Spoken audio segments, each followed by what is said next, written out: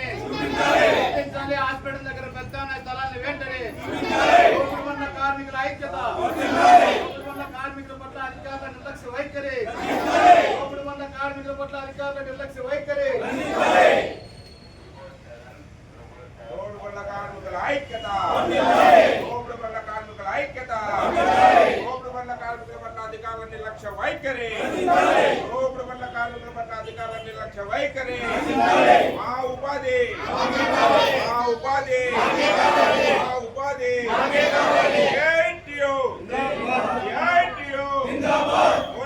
కార్మిక సమస్యల పరిష్కారం అయ్యేంత వరకు, కార్మిక సమస్యల పరిష్కారం అయ్యేంత వరకు. నేటి రోజున ప్రధానంగా గవర్నమెంట్ హాస్పిటల్ కాడ చిరు వ్యాపారస్తులు తోపుడు బండ్ల మీద వ్యాపారం ఏళ్ల తరబడి అక్కడ జీవనం సాగిస్తున్నారు. అయితే అధికారులు చాలా కార్మికుల పట్ల నిర్లక్ష్యంగా దుర్మార్గంగా వాళ్ళకి ఎటువంటి చర్యలు లేకోకుండా నిన్న రోజు వచ్చి వాళ్ళని రోడ్ల పాలు చేయడం చాలా దుర్మార్గం. ఇది సిఐటిగా ఖండిస్తున్నాం. ప్రధానంగా అక్కడ గవర్నమెంట్ హాస్పిటల్కి నిరుపేదలు వస్తారు.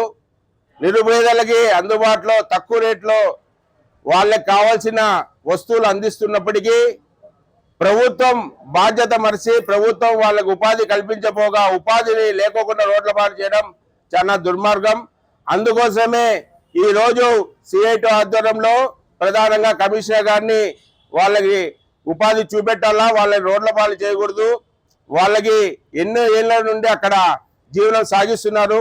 దాన్ని నమ్ముకొని వాళ్ళ ఇళ్లలో కుటుంబాల్లో పిల్లల్ని చదివించుకోవడానికి వేల రూపాయలు అప్పులు చేసి ఈరోజు ఆడ జీవనం సాగిస్తుంటే ఈరోజు వాళ్ళ రోడ్ల పాలు చేయడం చాలా దుర్మార్గం.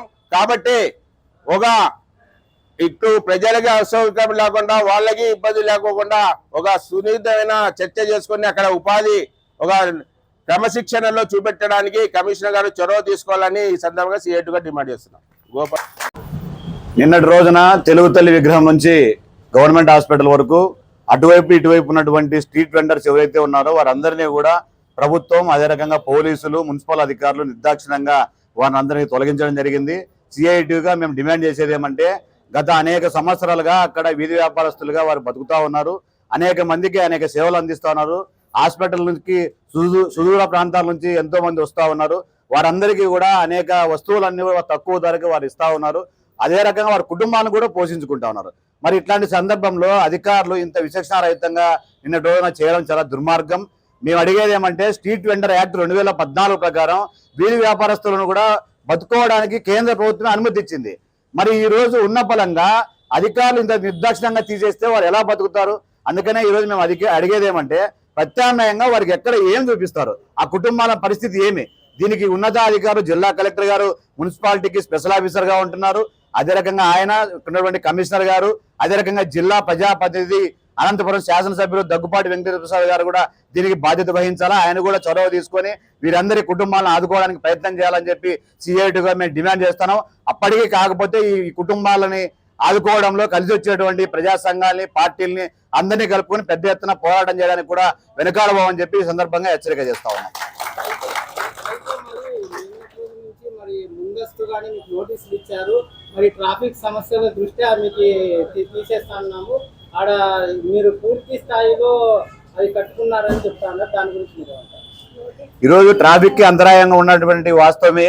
ఒకవేళ ట్రాఫిక్ పోలీసులు వచ్చినప్పుడు తీసేయమంటారు, తీసేస్తున్నారు, మరీ పెట్టుకుంటా ఉన్నారు. నిజంగా అట్లా ఇబ్బంది కలిగి ఉంటే వారు పర్మనెంట్ ఆశ్రయం ఉన్నటువంటి తీసేసి కనీసం తోపుడు బండ్ల వారికైనా ఆశ్రయం కల్పించాలని మేము కోరుతా ఉన్నాం.